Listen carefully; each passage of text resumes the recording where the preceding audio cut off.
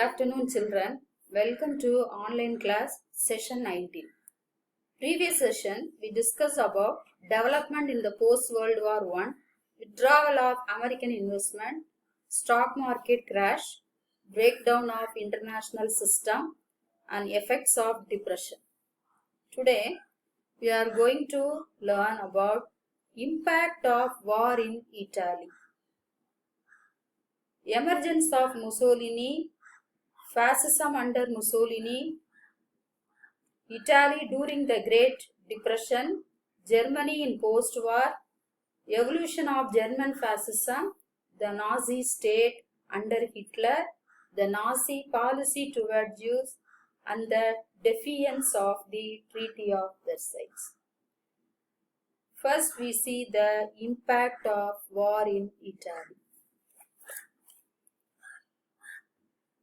During World War I, the primary task of Italian was to keep the Austrians occupied on the southern front, while the British, French and American cornered Germany into submission along the battle lines in Flanders. The financial cost of the participation in the war was huge. Moreover, after the war, in the sharing of spoil, Italy got less than she expected. The country suffered heavy losses in a war that was unpopular with both socialist and the pro-Austrian Catholics. The nationalists were equally unhappy with the marginal gain in territory from the Treaty of Versailles. The war resulted in inflation. There were frequent protests and strikes. People held the rulers responsible for the humiliation at Versailles. Emergence of Mussolini. In the elections held November 1919, after the month of Treaty of Versailles, Italian socialists won about 1/3 of the seats. Mussolini, son of blacksmith and qualified as an elementary school teacher, in the end became a journalist with social views. A forceful speaker, Mussolini began to support the use of violence and broke with socialists when they opposed Italy's entry into the war. When the Fascist Party was founded in 1919, Mussolini immediately joined it. As fascists stood for authority, strength and discipline, support came from industrialists, nationalists, ex-soldiers, the middle-class people and discontent youth. The fascists resorted to violence freely. In October 1922, in the context of a long ministerial crisis, Mussolini organized the fascist march on Rome. Impressed by the show of force, the king invited Mussolini to form a government.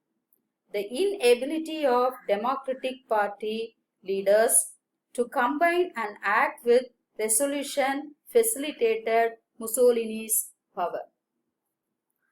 Next we go and discuss about fascist under Mussolini. In 1924 election, 65% of votes were cast for fascist. Mattotti, a social leader who questioned the fairness of election, was murdered. The opposition parties boycotted the parliament in protest. Mussolini reacted by banning opposition party and censoring the press. Opposition leaders were killed or imprisoned. Assuming the title of Deuce means leader. In 1926, he became a dictator with power to legislate.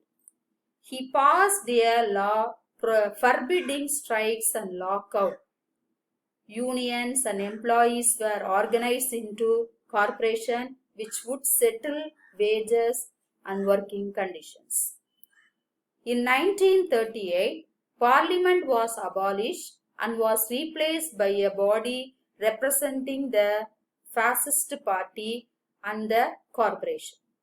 This new arrangement bolstered Mussolini's dictatorial control of the economy, as well as enabling him enormous power as head of the administration and the armed forces. So likewise, Mussolini increased his power. Next, Mussolini's pact with Pope. In order to give respectability to the fascist party, Mussolini won over the Roman Catholic Church by recognizing the Vatican City as an independent state. In return, the Church recognized the Kingdom of Italy.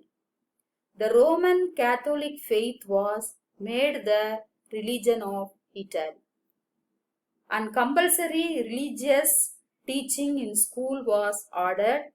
The Lateran Treaty incorporating the said provisions was signed in 1929. So likewise, Mussolini settled the problem with Pope and signed the Lateran Treaty. Next, Italy during the Great Depression. During the years of depression, they much published public works of building new bridges, roads, canals, hospitals, and schools did not provide solution to the unemployment problem. In 1935, Mussolini invaded Ethiopia. This was useful to divert the attention of people away from economic troubles. Mussolini drew admiration from ruling classes elsewhere in Europe. Among them, a rising figure among nationalist anti-Semitic circle in Munich was Adolf Hitler. So likewise, Mussolini solved the problem of Italy from Great Depression. Next, Germany in the post-war. From 1918 to 1993, Germany was a republic. The factors led to the rise of fascism in Germany were many. Between 1871 and 1914, Germany had risen to dizzy height of economic, political, and cultural accomplishment. The German universities, its science, philosophy, and music were known all over the world. Germany had surpassed even Britain and US in several fields of industrial protection. Then they came to crushing defeat in the First World War. The German people were demoralized.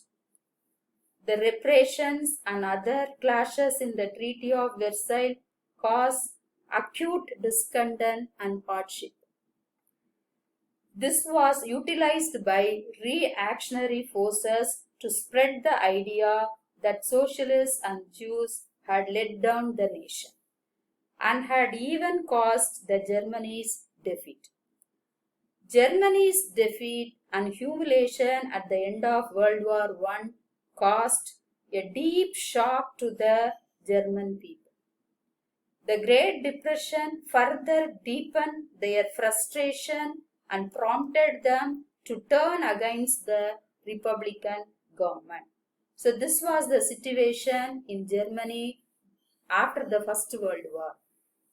Next, evolution of German fascism.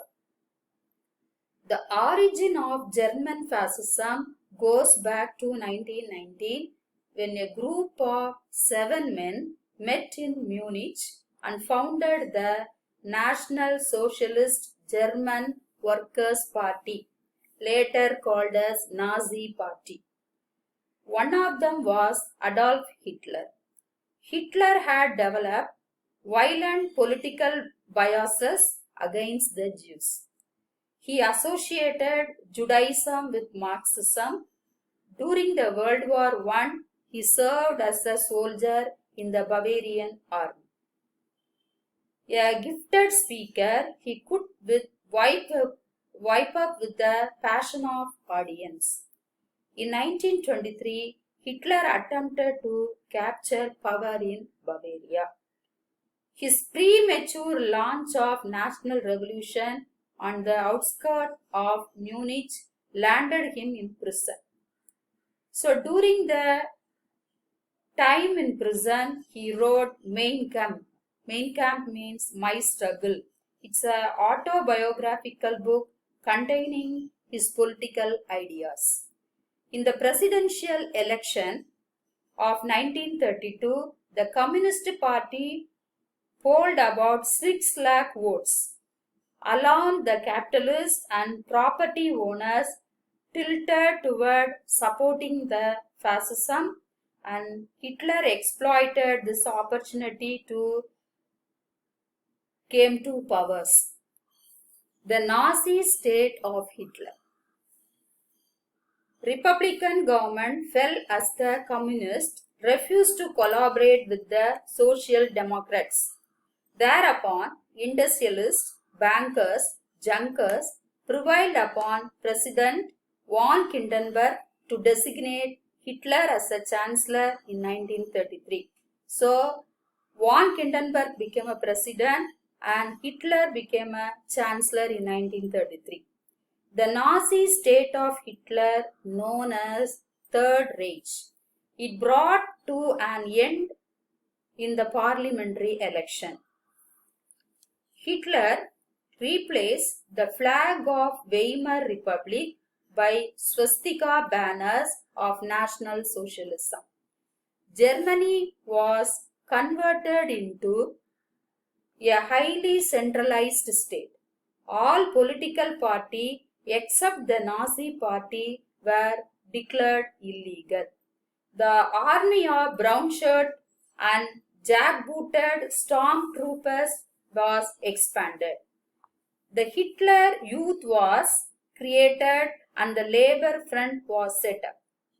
Trade unions were abolished, their leaders were arrested, strikes were made illegal, and wages were fixed by the government, and the Labor Front was used by the Nazis to control industry. The total state of control was extended over the press, the theatre, the cinema, radio, and over education. The Nazi Party's propaganda was led by Joseph Goebbels, who manipulated public opinion through planned propaganda.